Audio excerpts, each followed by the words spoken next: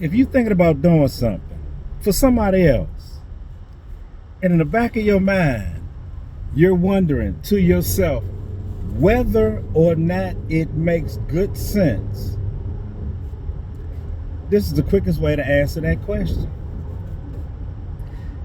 Ask yourself, what would you tell somebody else if they asked you the question?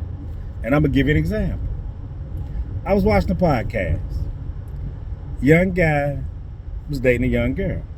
They did not live together. And what he said was he was paying all of her bills. But not just paying her bills. He was working 2 jobs and his checks were going to her deposit. And he had to come to her when he needed money. Now I'm going to repeat that. He's working 2 full-time jobs and his paychecks is going to his girlfriend that he does not live with. Now, most people could clearly see in an example like this that just doesn't make good sense. It doesn't. As an adult, if you are going to kill yourself working 2 full-time jobs, at least have enough sense to be the one enjoying the benefits of all the work you're putting in. And like I said, this was his girlfriend. And no, they had no kids together. None. Some prices are just too freaking high. If you got to pay every bill somebody got, if you got to work 2 full-time jobs to manage, well, maybe that's just not the person for you. I'm just saying, use common sense. Another thing, when it comes down to if it don't make good sense, don't do it. Co-signing for people. It's just a bad idea. And here's why. Typically, if a person needs a co-signer, they have already shown the world that they have either no work history, no credit history, or worse than that, they have bad credit history.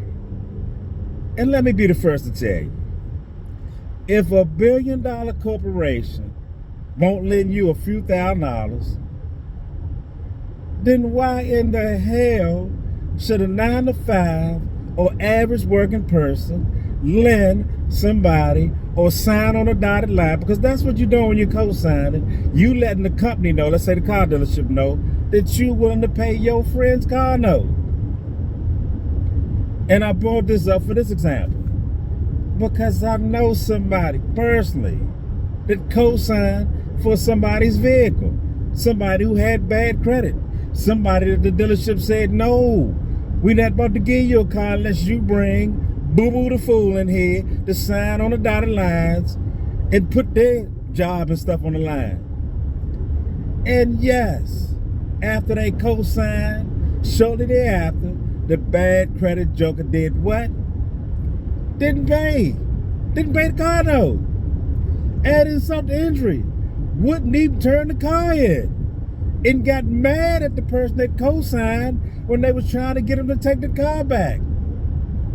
So I'm saying all this to say this. Do not let your significant other or anybody talk you into dumb things that don't make sense. Don't do it. Don't be that fool working 2 full-time jobs, handing all your money over to somebody else. Don't be that fool. If you're going to do that much work, at least have enough common sense to spend the money yourself. Do not be playing bank out here for people. It's a reason that people can't buy things. It's a reason that banks won't lend certain people money, because they got a history of not paying people back. And that goes for anything. Somebody call you up with a good idea or plan, and you get the scratch in your head and you go, I wonder if I should do that.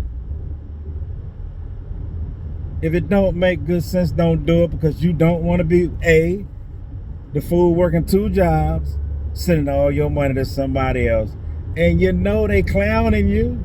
Good God, and they probably cheating on you. Or B, you don't want to be that brand new fool co-signer for somebody with bad credit, because they not going to pay, because what they got, a history of not paying. Don't let people take advantage of you. If it don't make good sense, go ask somebody you trust. Go ask somebody you think got good common sense. Run it past them. Just don't be nobody's pigeon. Don't let that happen to you. Anyway, y'all, my name is Daryl Moore. Check out my book, Money Hungry. Peace, love, happiness. I'm out. Like, share, subscribe, comment.